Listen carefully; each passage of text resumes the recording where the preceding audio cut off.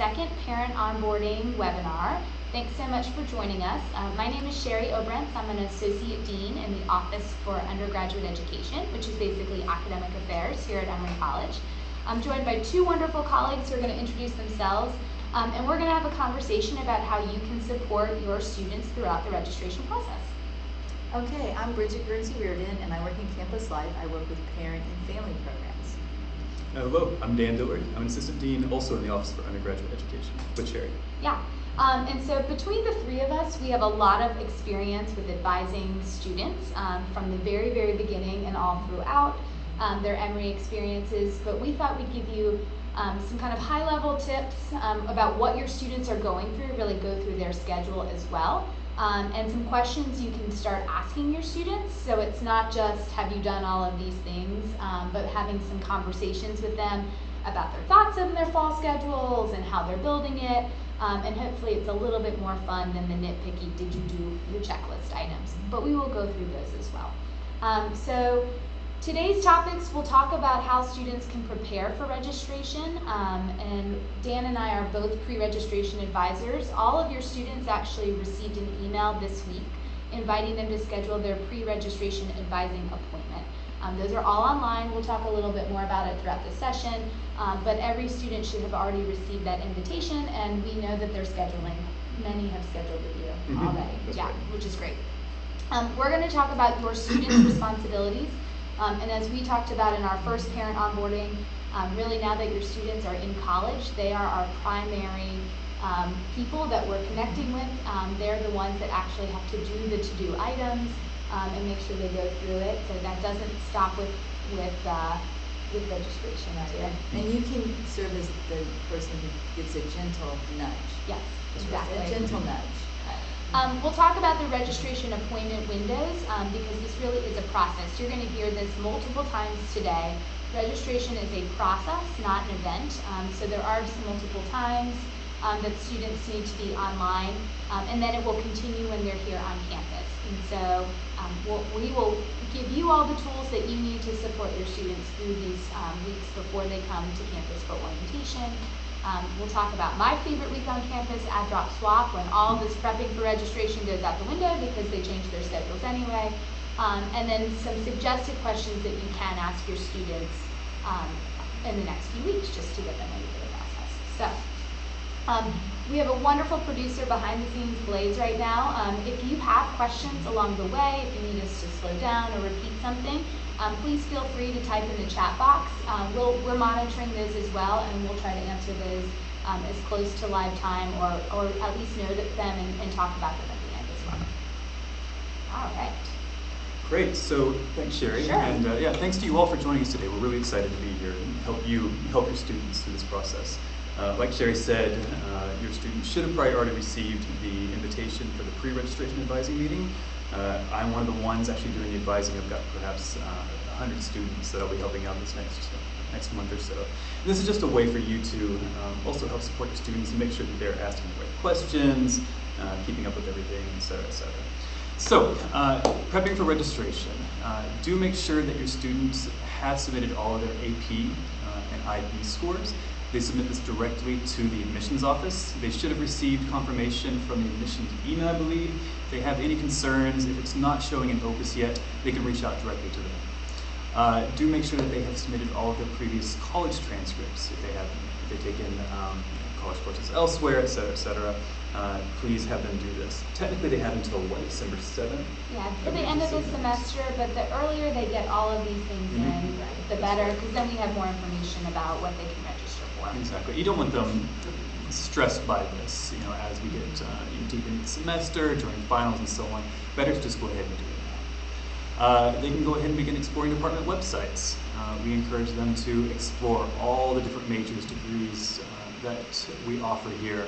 They can start reaching out to departments. They'll be connected with them in the weeks to come. It's a great exploratory tool. They can review track advising presentations if they're interested in, say, business, nursing, and health in general. They all have their own track advising presentations, advisors, etc. they can begin searching the course atlas. We have a new revamped course atlas as of just this last, week or two. It's fantastic. We love it. They can go ahead and start looking at all the courses we offer. They can even start loading up their shopping cart. It's almost like an Amazon wish list where they can start plugging and playing different courses they might be interested in as they try to build that schedule.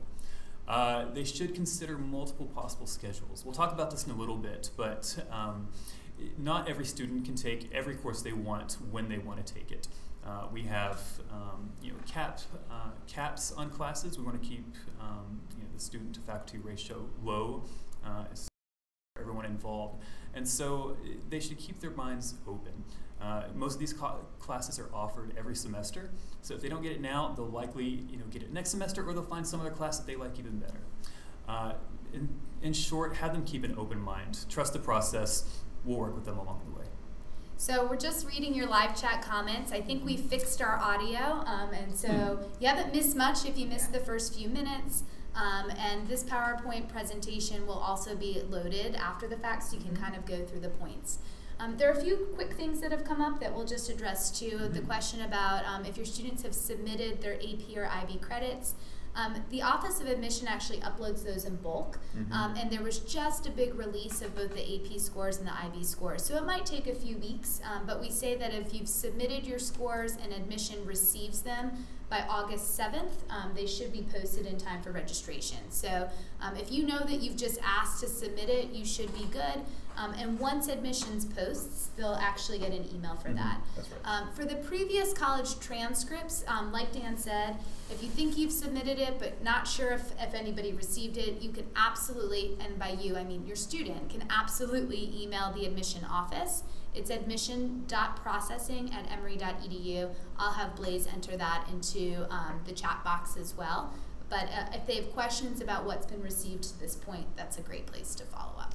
And Sherry, one of the questions is when they went to the shopping cart, many of the classes were full. Yes. So what do they do in that situation? Great. So right now, our upperclassmen are still registering. They're registering through July 19th in their own Dropswap period. We will then raise limits on classes for seats that have been actually saved for first-year students.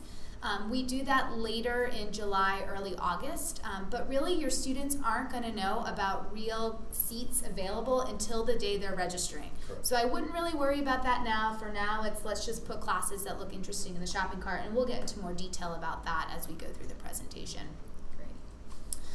One other thing that's come up, if you haven't received emails from the pre-registration advisor, some people are still on vacation from the 4th of July holiday, so it could just be a delay.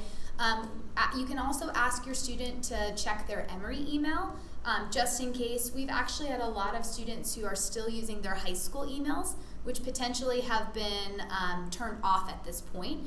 And so everything that we send out, we typically send to the personal email and to the Emory email. Your students will actually have to update their personal emails themselves. That's not something you as a parent can do in Opus, and we have directions in our registration pages or reference pages for how they can do that, but that's the best way to do that. All right, so we'll keep going on and talk a little bit about the things that your student has been working on. We have a series of modules online called Emory Essentials. And we've really tried to build these modules out so that students are getting the information they need in the order they need it without overwhelming them. So Emory Essentials 1 opened a few weeks ago. Technically, we said it was due by July 8th, which was Monday. If your student missed it, it's okay. It's still open. They're not being graded. It's more just we're making sure students have gone through it. And I think we were probably about a 90% completion rate. So we know that your students are doing a good job with that. Yeah, just a reminder that the first Emory Essentials really help them create their profile, do their new student checklist, start thinking about exploring the Emory community. It was really just an introduction, a welcome to Emory University. Yeah, and the great thing about all the Emory Essentials content is that they can go back to it anytime. Right. So if they think that they missed something, or if you want to review it, you actually have to sit with them because they have to log in to go through that. That's right. Some of our reference pages are open to parents, so those are more like our web page, but the actual Emory Essentials webinars, students do have to log in because it's their information that they're putting in. The second module, Emory Essentials 2, just opened this week. And this has a lot of really good content about the registration process. Dan and I just have gone through it. We've trained all of the pre-registration advisors. But this is going to give your students the foundation that they need.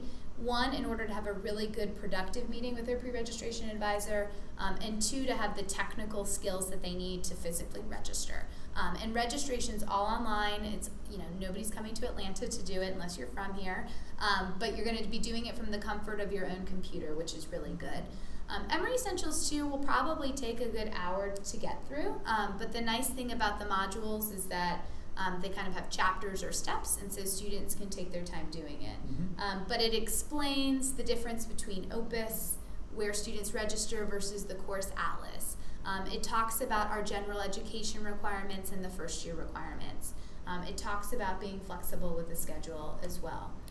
I learned a few things and I helped write it. So no, it's a good module for your students to go through, and like all Emory Essentials, will stay open even after they've completed it, just so if they want to reference that material again, they can. It is really important that students complete this Emory Essentials 2 before their pre-registration advising appointment. So it says on here that it's due by August 2nd, but really we want students to have this content reviewed at least before they meet with their advisor. And the advising appointments run from July 15th through August 7th. And so it's more of a fluid deadline for that as well. Correct. And a lot of this will be a foreign language to your students, so please tell them to be patient with themselves, and also to go back, as Sherry and Dan have mentioned, go back if they need to review, especially right before they meet with their advisor. Emory Essentials 3 is our third module. This is really getting your students engaged with what it's going to mean to be a community member here. So it has both preparation for orientation and what to expect during this amazing 4-day experience that we have planned. Also alcohol EDU and our Title IX training, which are really important for students to be aware of before coming to campus. And then finally, we've mentioned this a few times, but these pre-registration advising appointments are your students' way to really connect with an advisor who works in the college. And our goals are really just to help students think about their fall schedules. And so they will be virtual appointments, meaning we use Zoom, like Skype, to have them, so they can leave the comfort or they can stay. They can do it anywhere. We do ask that they get dressed because they're on camera. Had a few issues with that last year, but they will meet with one of our trained staff in the Office for Undergraduate Education. The meeting's about an hour, and there might be 2 or 3 other students in that meeting as well, which we have found to be really, really helpful, because likely if one student has a question, it's either a question that someone else has or it sparks other questions as well. But it's the opportunity for us to review some of the questions about the content in Emory Essentials 2, and to really help building that fall schedule based on your students' interest. So those are really fun to have. And again, they run from July 15th to August 7th. Every advisor has set their own schedule, and so they can, students will have a link to those schedules and find a time that's convenient for them. And we even have contingency plans so that if students cannot make any of those advisors' appointments, we will do our best to work with them to get scheduled. By the way, your lighting didn't go out, but our lighting did, because that's one of our sustainability features. To We make were too sure slow, if yes. we're not moving enough, if there's not enough movement in the room, the lights go down. So excuse us for that. Thank you for being patient with us. Yeah. All right, so I'm going to have Dan help me out a little bit about this, and we'll kind of walk through. But when we talk about registration being a process, not an event, it's because it takes place over multiple days with time slots. So I'll let Dan kind of walk through what the first 2 appointments look like, starting on August 12th and then starting again on August 13th. And then we can go answer some questions about that and go into more details. That's great. Yeah, thanks, Sherry. So all the registration appointments are online. The first one opens on August 12th and is just from 9 a.m. to 3 p.m. Is that correct? Well, the start times are all a little bit different, but they're all Eastern time, and so we just the windows. We window them a little bit so that the computer it doesn't crash. But all of the start times are within minutes of each other. So correct.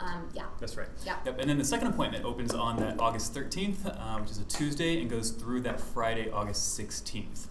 These are all Eastern Standard Time. The goal here is really to get a minimum of 12 credits in your schedule.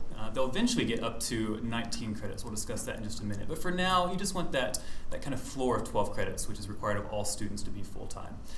They will have their 1 credit Health 100 class and their 1 credit PACE 101 course. And then make sure that your students are adding to the wait list after they enroll in their credits. Do the credits first, the wait list will come after that. And we'll explore that in just a minute about the Dropswaps process and wait listing and so on. But I believe that's really the essentials. Bulk of it. Yeah, so when we say that the appointments are online, we mean that in 2 ways. One, their official start times are actually posted in Opus. Correct. And the pre-registration advisor will remind students where to find that, but it was also in Emory Essentials 1, so when their specific start time is on both of those days. The other reason it's online is because students are actually registering in Opus online. So when it comes to August 12th and 13th, again, they're not here on campus. For any of those of you out there, used to stand in line with your cards for registration or have to go to a kiosk, we have upgraded a little bit from there. So students can actually register from phones, from tablets, from computers, as long as they have a strong internet access. There will be a few students who have absolutely no internet access that entire week. In the past, it's probably been a handful because most people are connected all the time. And we will help students if that happens to one of your students. We ask that you don't register for them, but you let students fill out a form so that we can support them as well. The other things that are interesting about registration is that we limit the number of credits in appointment 1 and appointment 2. So appointment 1 is limited to 8 credit hours, and so that's typically 2 courses. It might be 2 courses in a lab, but we want students to prioritize kind of what are the first 2 things I'm interested in, and sometimes that's great, or sometimes that one class they absolutely wanted is already full, and that's okay. That's why we tell them to put so many things in their shopping cart, is so that they can just go down the list in real time and pick the next best thing that's open. That's right. On day 2, starting on day 2 on the 13th through the 16th, then they can register for the rest of their credits up to 19. And Dan mentioned this, we want that floor of 12. We don't have part-time students at Emory, we only have full-time students. And that means that they always have to do at least 12 credit hours a semester. 19 is the max, but that doesn't mean that you have to max out. So really, Absolutely not. the sweet spot is somewhere between 15 and 19 credits. And we say up to 19 in that first semester because that PACE and health class count into those credits. So it's really 15 to 17 academics, and then going from there.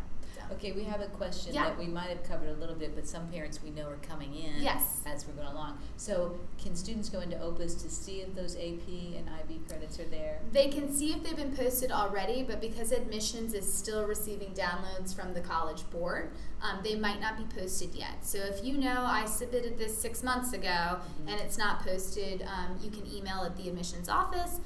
But really, if you want to give it another week or 2, that's okay too. But yes, you can see in Opus if things have posted. And thank you for that question, Tim from Tampa. Yes, thanks Tim from Tampa. All right, any other things you want to talk about, the goals or kind of the registration I think times? we've got a couple future slides to Okay, address that. so go there. All right. But keep the questions coming in. Yeah, Yes, and please. we will say that these enrollment appointments 1 and 2 are just the first 2, so it is not over by any means on Friday the 16th. We're really just getting started. So, okay. Which brings us to registration appointment 3. Okay, so by this time, your students are on campus. They're still registering online. This is the 2 days before classes start on the 28th. This is a period only for new students. This is not open to continuing students. Based on the conversations they have had the previous week being here, with peers, with their orientation leaders, with faculty, you name it, they probably have, ever so slightly changed or shifted what they're interested in, their priorities, etc. They might have heard about a new course or a new department they hadn't thought about, that sort of thing. So, like Sherry said, we are shooting for that 15 to 19 range. I think we have another slide, but I'll go ahead and say the reason why. It's because students have never been to college before, right? They're used to being in high school where, only in the rarest of cases do you ever withdraw from a course. And you really want to make sure that you've got that safety net, that out. I don't know about you, I hate feeling claustrophobic, I hate feeling trapped. And your first semester, it's quite possible that you will find out you have bit off more than you could chew, you're in a course that's just not working for you, and you want to be able to use that withdrawal, but you're not allowed to drop below 12 credits. So if you're enrolled in 15, you could drop a 3-credit class safely. If you're in 17, you could drop a 5-credit class with no penalty. So that's really why we're shooting for that sweet spot there, of that 15 to 17 plus your health and pace. Bridget, as a parent of a recent graduate, do you want to talk a little bit about balancing schedules, what you've learned as a parent going through this? But we've also taught PACE, all of us, which your students will take, and one of the big things is deadlines. It's just really encouraging your students to look at the deadlines, because we are very generous fall semester with when you can drop a class and when you don't get penalized, and that's because we know you're new to school. However, I think the big thing is looking at those dates, and we do a lot of reminders for that, so we want you to know that. However, I think looking at those dates, and I think Dan's point is good at Emory, if you drop below 12 credits, you're not a full-time student, so that's a good reason to have that buffer. That's exactly right. Yeah. But we have another question. Does a lab count as a separate class as one of the 4 to 5 classes a typical student would take per semester? It's an awesome question, and my favorite answer is it depends. So we have some classes, some mostly science classes, where the lab is actually incorporated into the lecture. So for example, intro physics is a 4-credit class and lab is a component. We have other classes like biology and chemistry where the lecture and the lab are separate, and a lab might be up to 2 credits. So it really depends on that, but in Opus or in the course atlas, it will say how many credits. And that's why we don't say you need to be taking 3 courses. That's why we give that range of credits. So for example, for all of you pre-health or pre-science parents, if your students are starting with biology and chemistry and maybe a language, biology could be up to 5 credits with lecture and lab, chemistry would be 5 credits with lecture and lab, and an intro language could be 5 credits. So technically that's 3 courses, but we're already at 15 credits. And it's a lot of time. It's a lot of time too, yeah. Yeah. And our credit systems is usually based on contact hours in the class as well. And so that's a question we have too, is the credit is the number of hours each week? If you can explain that, is it how many hours to complete the class in the week, or how does that work? More or less, we're on the Carnegie credit system, if anybody's familiar with that. So credits are relatively related to contact hours, and so most 3-credit courses meet for almost 3 hours a week. 4 credits and 5 credits, like a language, might meet up to 5 times a week. If students are in a Monday, Wednesday, Friday, or a 3-day meeting class, courses are 50 minutes. If they're in a Tuesday, Thursday, or Monday, Wednesday, they're an hour and 15 each. So it's a little shy of 3 hours for those credits. Labs are a little bit different because you're kind of doing work in that class for more time, so they don't always equate to the actual hours. So I hope that explains it a little bit. But Emory does have variable credit hours, anything from the 1 credits like PACE and Health that meet 1 time a week, to our language courses or others that could meet up to 5 times a week. Yeah. Great questions. Keep the questions coming. Right. Absolutely. We'll talk about withdrawals. We've used the word withdrawal and dropping. So just so you know, when we talk about the add-drop swap period, that really is changing things to your heart's content without any notation on the transcript. If you drop a class after add-drop swap, there is a W on the transcript, but Correct. Dan and I will promise you that has no negative repercussions. So we can come to that discussion later, or maybe we'll do another webinar in the fall there with you go. parent and family On that, programs right, on that. absolutely. And so, yeah, we'll keep going with that. Oh, here we go. Okay, so add, drop, swap. This is a very fun period, very busy, flurry of activity, really. So this is when any changes to enrollment is reflected in real time. So if a student drops a class, it will almost instantaneously reflect as having an open seat in that course, correct? There's maybe a 1-minute delay or lifetime on this? Yeah. So this is a period for all enrolled students, from freshmen through seniors. It is that period from the first day of classes up until September 4th, when students can make as many changes as they like. It will not reflect on their transcript. There's no punitive measure at all. And I believe something like 90% of students actually make at least 1 change during add-drop swap here. Yeah, that's right. Yeah, it's exciting as long as they keep that minimum of 12 credits. And so we will teach your student how to most effectively navigate that system of using a swap feature so that if they want to switch one class for another, it won't drop them. It will swap it as opposed to dropping first and then adding. And it's all complicated logistics, but we'll help your student. They'll be in good hands. And really, our orientation leaders and the resident advisors who are students are the real experts on this, and they are with your students all the time. And they are the ones who've taken the classes. They've already been through this. And you will find second semester for your students, they become a whiz at doing this. Yeah. So we have another question about language Sure. requirement. If a student already has a command of a language, a second language, do they have to have a language requirement here? Mm-hmm. And how do they do the language placement exams? Great. So a few questions about languages. First off, Emory has general education requirements. So those are broad categories in which students have to take certain credits or courses.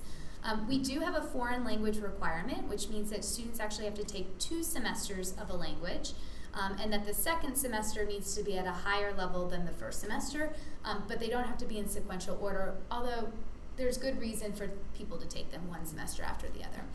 If your student has taken a foreign language and taken an AP or IB exam, they most likely, if it's a qualifying score, will get credit for 1 course.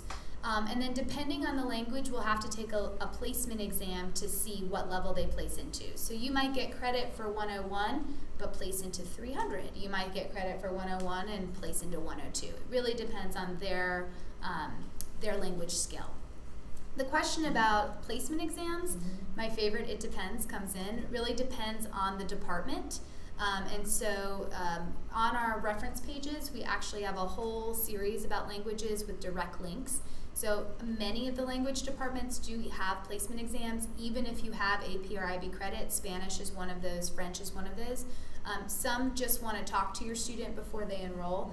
So it's good for your student just to go through the websites and the links that we've provided based on the languages that they're interested in. If a student studied 2 languages in high school, which I saw that, good for them, that's amazing. Yes, right. And maybe took 2 AP credits, that's great. They might be able to bring those in, but it still will not fulfill the language requirement because our requirement is 2 semesters in the same language, with the second one being at a higher level than the first. But we have so many linguists on this campus, so continue that language, go abroad, study abroad, keep going abroad, all those good things. So then we had another question about if you're doing drop swab and you don't do it till September 4th, have you missed that whole first few days, and what do professors do about that? This is fine. I mean, most students aren't swapping out their entire schedule. They're not starting, 3 or 4 courses brand new. It's just that one class. And because it's just that first week, they're not that far behind. The faculty member will expect them to catch up, do the previous readings and so on, but it's usually manageable if it's only a class or 2. And that's why we have that deadline like that. That's right. Right. And our classes start always on a Wednesday. I don't know why in the fall they always start on a Wednesday. And it usually incorporates the Labor Day holiday as well. So students will meet Wednesday, Thursday, Friday, have their first day off from college, and then Tuesday, Wednesday. So they're off Labor Day, they're just so off you Labor know. Day, Yes, yeah. they are allowed. And we will have plenty of things for them to do on campus as And well. I think we start on Wednesday because you have to have so many days, Yes. as you know, because you're an academic person. And then we also give fall break, and then we have Thanksgiving break, Right. and so it all evens out at the end, and we get our accreditation that we've had Exactly. the amount of days you need. Yeah. Yeah. So there are a few more questions about placement exams, when you should take them. Now, placement exams, some departments, well, it depends, but some departments will kind of have a earlier deadline to say, if you can get this in now, we'll give you our placement. Many of our faculty are either leading study abroad trips or doing their own research, or they're on 10-month contracts, so they're not all here this summer. So sometimes you might have to wait a little bit of time to hear that response back, and that's okay, because remember, registration's a process. So by the time September 4th rolls around, your student will have been able to connect to the right department. Another question that comes up a lot is, my student got placed, or I got placed into this, but I don't think it's the right level. Again, that's where that first week of classes is really important, because they'll talk to the professor or the department to figure out what the best level would be. All right. So, add drop swap, really fun. What I hear about Dropswap too is that most students actually do end up picking up the classes that they want, or this is where they find that unexpected gem. Either they heard a friend talk about something, or they sat in on a class. During that Dropswap period, we encourage students to go visit the classroom or speak with the professor just to see if they like it, at least get the syllabus.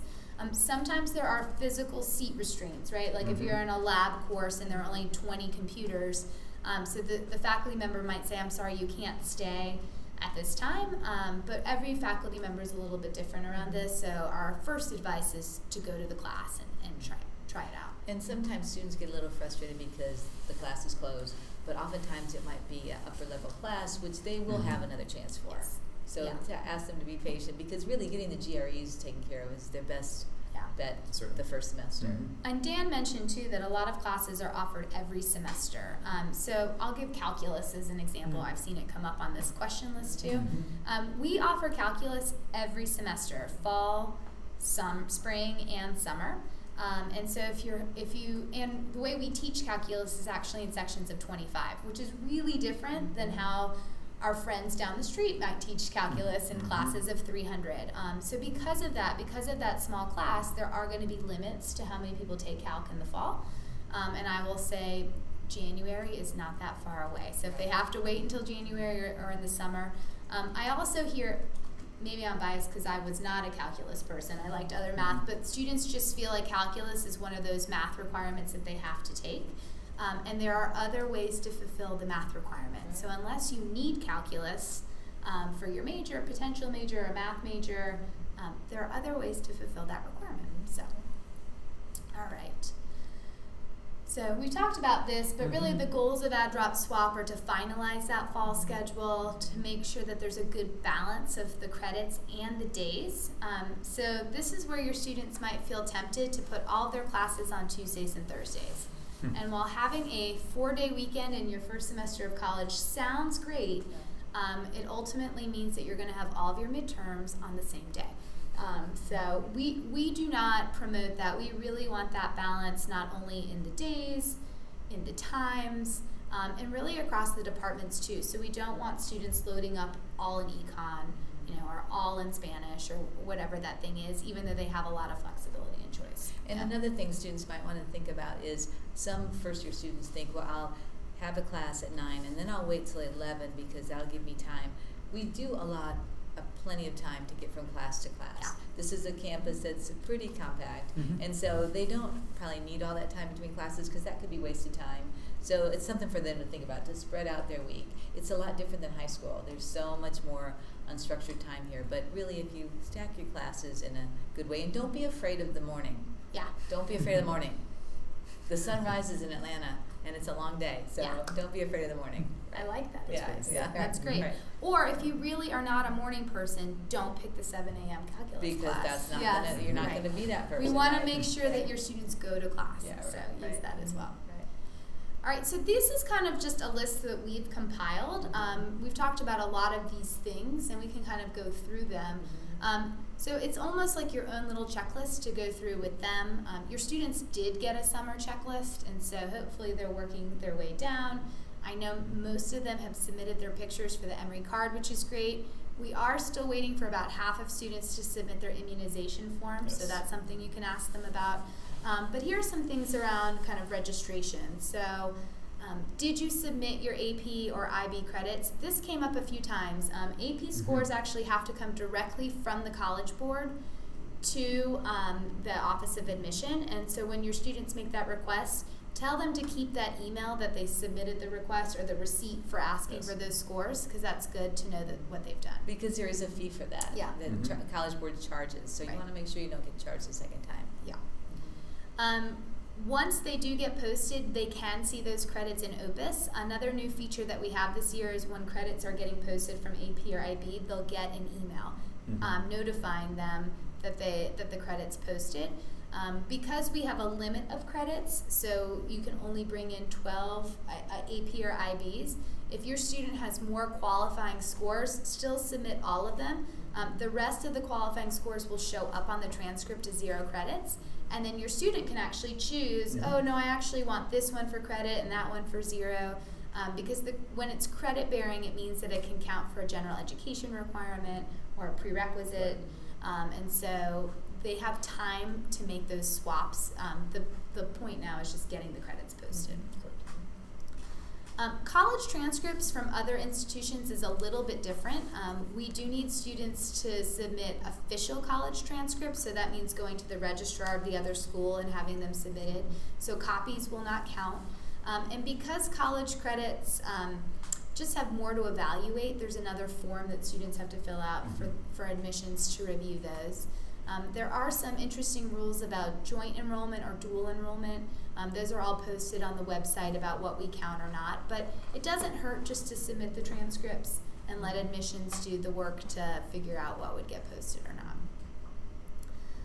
Asking your students if they finished Emory Essentials 1 and 2, and maybe some follow-up questions. What did you learn? What was interesting? What are you nervous about? Can I watch it? No. Let them watch it for you. But those are probably some good follow-up questions as well. Did you schedule your pre-registration advising appointment?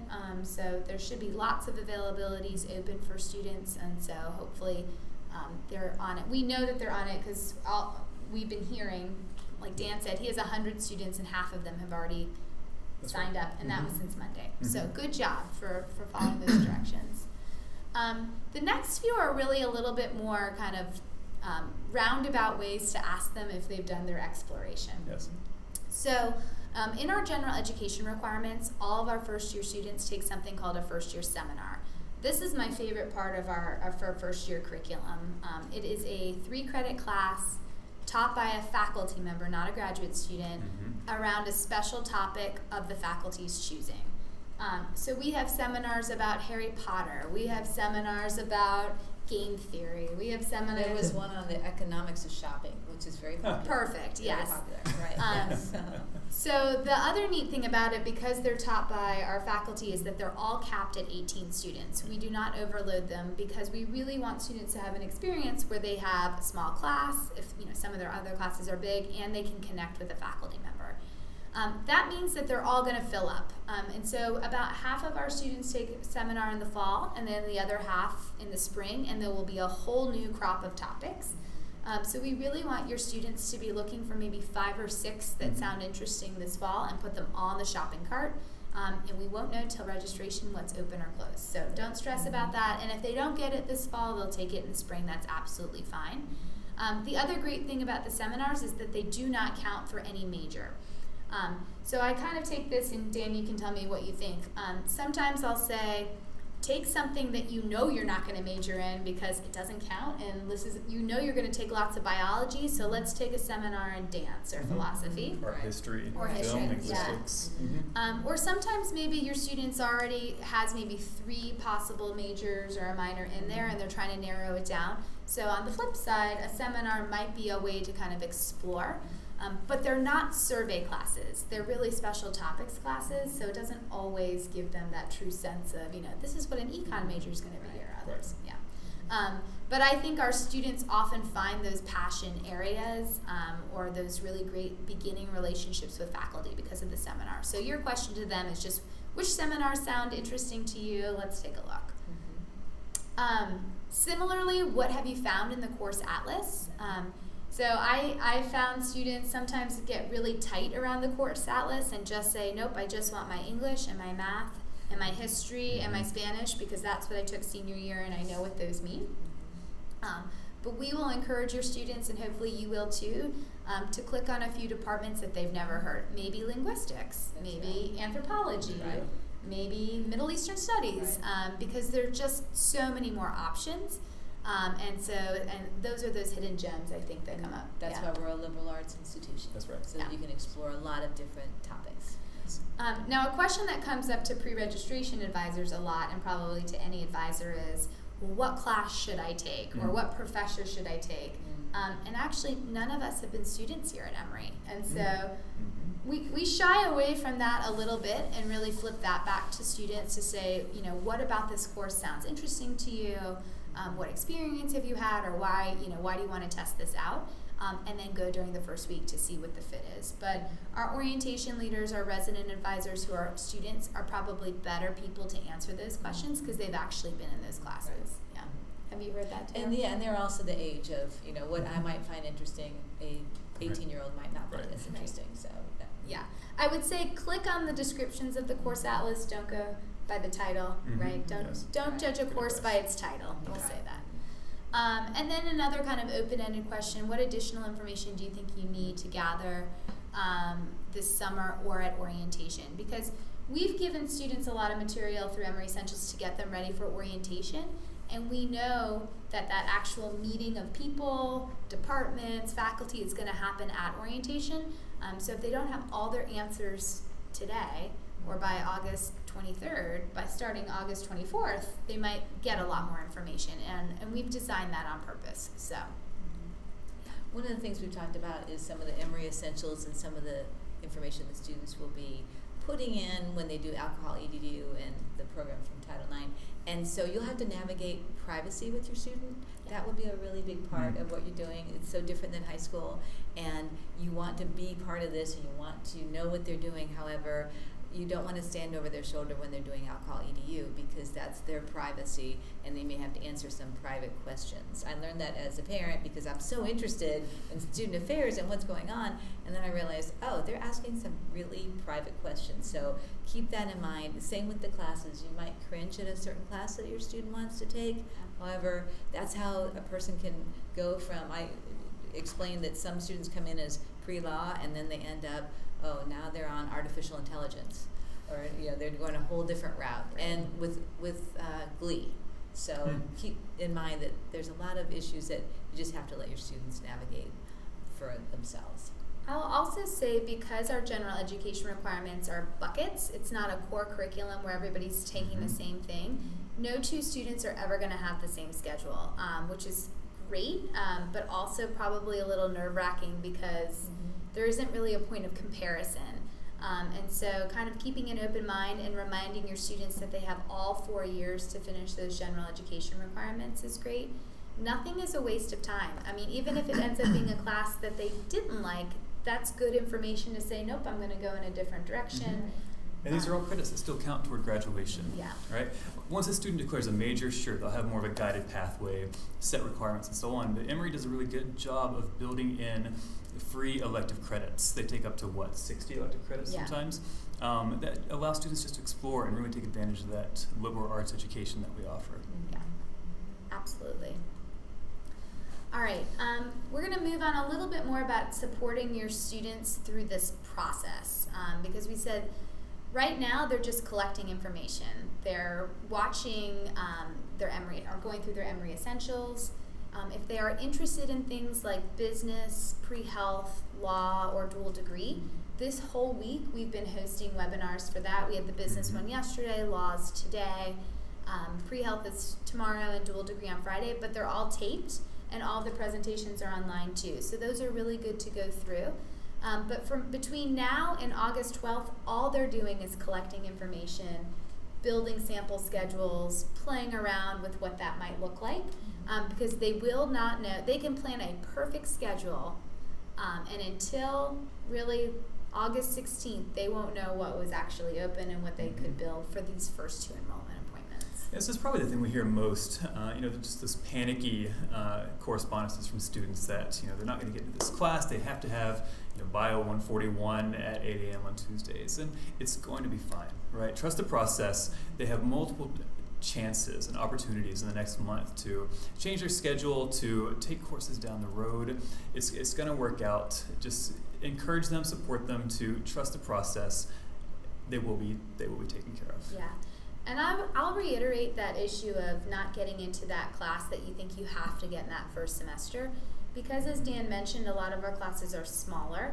It's a capacity issue to enhance that educational learning with the faculty member. Emory, I'll use calculus as the example again. Emory chooses to teach calculus in small sections of 25 so that students have that intimate learning experience.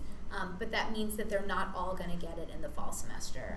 And there are other classes that are like that as well. So we have another question about how easy is it for students to take a less commonly taught language? It really depends on the language, and if it's a popular year, they'll be able to see on the 12th or 13th, what's actually open. I think if they're interested in something like Persian, or trying to think of Hungarian. Hungarian. I don't know that we have Hungarian here. Oh, I was thinking of transient options. Yeah. Or other things. I'll tell you, Spanish is popular. We know Spanish is popular. They might have to, if they're starting over with 101, they might have to wait until summer or maybe the next year. Italian is really popular too. So if they're open to languages, I say be open to some of the lessons. So would we also want to suggest that you don't wait till senior year? We've worked with students who waited till senior year and then maybe something happened where they couldn't come second semester and they have to be in a sequence, correct? Sure, yeah. Yeah, and also something to keep in mind is that we absolutely encourage transient study for courses that aren't offered here. I was going to use the example And you need to define Hungarian. transient study. Yes, so if a student were to take a course that was not offered here and transfer the credit back to Emory, so Like for in the example, summer or something. Exactly. So American Sign Language is a really common one where they go through a process, they apply for it, it's approved, and even though it's not commonly taught here, they could still find it elsewhere and bring it in. And I appreciate Professor Lewis saying Hungarian and Dutch are the most interesting. Uh-huh. Because I don't know, we do not teach Hungarian or Dutch here, We but don't, those could correct. be approved for transient study That's too. exactly But we right. have a lot of languages Right, here. right. And language is very popular here. Yes. Some people come in and they just take that first year and then Yeah. they want to have that as a minor. That's right. I will say to piggyback off why we don't wait for the senior year to do it, because these are 2 semesters of a Right. language, and let's say, Arabic was just the thing you wanted to take, and then you take that Arabic in the fall semester and you go, that really wasn't what I thought. Yeah. You don't have that time to take 2 more languages of another one. Right. So I would say start before senior year is good for language. And then study abroad in the summer in particular is also another great way to learn a language, to take those and to knock it out in a summer. And then we also have online language classes. That's right. So I think Spanish and Italian are both offered in the summer online. So I'm glad language is coming up. I love that language Yeah, has me come too. up, but Absolutely. these are really Right, good right. questions as well. So again, just supporting your students through the process. If they don't get something in the first week, enrollment appointments 1 and 2, we're just at the beginning. If they don't get it by enrollment appointment 3, that's okay too. If it doesn't happen by the end of Dropswaps, that's okay 3. It really, it's all going to be okay. Yes. And I can imagine that it's distressing to hear your student who was so excited to Certainly. take X or Y not get that in that first Right. semester. But it's a great opportunity for maybe another class that we just didn't know Yeah, I about. think just flexibility is the key. I don't know about the 2 of you, but where I went undergrad, big state school, lots of options, and I still had to modify my schedule. Yeah. So I Right. think it's just flexibility, especially the first semester. Absolutely. Yes. Yeah. And we always say too, it gets easier. Second Oh, yeah. semester, they know what they're doing. That's right, They've that's narrowed right. it down or explored more. By sophomore year, they're all pros at Right. it. So yeah, lots of flexibility there too. All right. We do have 1/3 parent webinar coming up on August 1st. It's going to help everybody get ready for orientation. So it'll be at noon as well, and it'll be taped. I'll be here, and then colleagues from both housing and orientation will join us just to make sure everybody's ready. So this is the end of our formal presentation, but we are happy to go through a few more questions just Where to do answer. where does the student look to find out if Latin language courses satisfy the foreign language requirement? Latin does count as a HAL, which is the foreign language requirement. There are a few places that you'll find out if things satisfy any requirement. So within the course atlas, we have what we call tags. So those are the 3-letter codes like HAL for language or SNT for science. And there also will be an opus, so they can always see what those are. And do students have to pay additional tuition fees for summer classes? Yes, summer is an additional semester. There is financial aid in the summer. It's a little bit of a different structure than for the year, but yeah, that is a cost to think about as well. Online too, which is nice about it, is that you don't have to pay for housing. They can be in the comfort of your home and still get Emory credits. So summer online language, is it opportunity to take 2 semesters in the summer Yeah. or just 1? Yeah, Emory Summer School is great. We actually have 3 summer sessions, a Maymester, which is very concentrated, 3 weeks, And then we have a summer session 1 for 6 weeks and summer session 2 for 6 weeks. And they just meet more often. Yes, correct? they Right, will in the meet summer, probably right. 4 or 5 times Right. a week. It's exactly. more condensed. So I know, talking with parents before, that's one of those things to consider. I've heard parents say, well, my son will take such and such in the summer. However, it depends on the class. What I found for students, if it's something where you really need to learn over time, Yeah. that the summer might be a little challenging because you don't have the whole 10 weeks of the right. semester. You only have 6 weeks. That's so right. Yeah, they're accelerated, Yeah. very yeah, fast-paced. Right, yeah. So that's something to keep in mind for your students if they want to do transient study, something that they can absorb over a short period of time. Yeah. Right. And we'll talk to them. We didn't talk about PACE and Health, but there are these 2 classes that all of our first year students take in the fall. Health 100 is really a proactive health course, so it's not like any health course I think we took when we were in college or high school, but it's talking about how to lead healthy lifestyles, which is really great in setting your own goals. PACE 101 is really our continuation of orientation, really into that transition period. We know we're throwing a lot at your students over the summer. There's a lot of information at the 4 days of orientation. We do not expect them to absorb or know it all. So PACE 101 is an opportunity for them to meet in a small section once a week for 13 weeks to really learn more about the university and the resources to make sure that they really know what they need to know to be engaged people here at Emory. All right, there are a few. I think Blaze has been doing some great answering of questions for people who have no internet access during the registration period, August 12th through the 16th. The pre-registration advisor will take note of that and send your student a link to fill out a form and to submit, so that we'll help your student out for that as well. Right. We're just, Blaze is going through the questions and might throw out a few more. Study abroad. Is there a requirement, like how long do they have to be at Emory before they can do study abroad? Yeah, they can Understood. start as early as their Their first semester summer. freshman year. Yeah, that's what I thought. 2 semesters. Yeah. Right. Yeah. And we do have a lot of students who do study abroad in the summer. The greatest thing about our summer study abroad is that they're led by Emory faculty. So a little bit different than the semester programs, which are often at different universities. And they're usually just 6 to 8 weeks, and they immerse themselves in a country and maybe take classes at another university. It's really some good opportunities. Yeah, and a large percentage of our students do this. I think it's something like 1,000 a year take advantage of these study abroad opportunities. Yeah. Yep. Yeah, which is great. My best college experience, Yeah. studying abroad. Okay. There were some questions about AP and IB credits and equivalencies. There is a chart that is linked in the reference pages of your students' Emory Essentials. That's open to you too. So we will tell you what scores will be accepted. So for most APs, it's at least a 4. Some courses, it's a 5 only.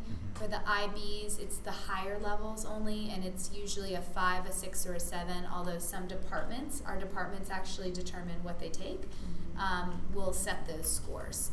So that's where you can find that information. There's a question about students who's pre-med and resources to keep them on track. Great question. The pre-health webinar is tomorrow at noon, and so they can tune into that or watch the tape version. Pre-registration advisors are also pretty well equipped to help with pre-health. There will also be a pre-health orientation session. So, and not to worry, all of the track advising presentations are already posted online as well, so students can kind of go through those. We also have some past Facebook Live that we've done, and one was on pre-health advising and career center. That will probably, I think it's pretty posted on our family.emory.edu website. So you could go, that was back in March, so you might go back to that and look at that as a reference. Yeah. Yeah. So your students will not be short of advisors, and we can talk about that a little bit too. This is probably one of the biggest changes from high school to college, is that there isn't going to be one person. There will be a network of people. And that, I think, is sometimes exciting and overwhelming and challenging too, because instead of having an expert for everything, there are going to be a lot of referrals to other experts in the field. And so just helping your students prepare for that, and if they get referred to another faculty member or a different advisor, that's a good thing. We're sending them closer to the source of that information instead of having one person be the knowledge for everything. When will the pre-health webinar be tomorrow? At noon, Eastern Standard Time. but also recorded and posted. YouTube Live. Right. Or .com. It won't be live if you've posted. Right, yeah. It was live at one point. At one right? point. Yes. We're live right now. Right, yeah. So, okay. Well, I think producer Blaze, thank you, Blaze, Yes. he's behind the Yeah. camera, has Thank you, answered Blaze. lots of your questions Yeah. as well. Thank you to Bridget and to Dan for Thank being you. here Thanks, as Sherry. well. We are so excited to welcome your students and you to our Emory community and hope to see you in August. Yep, see you soon. All right, thanks again. Yeah, good luck.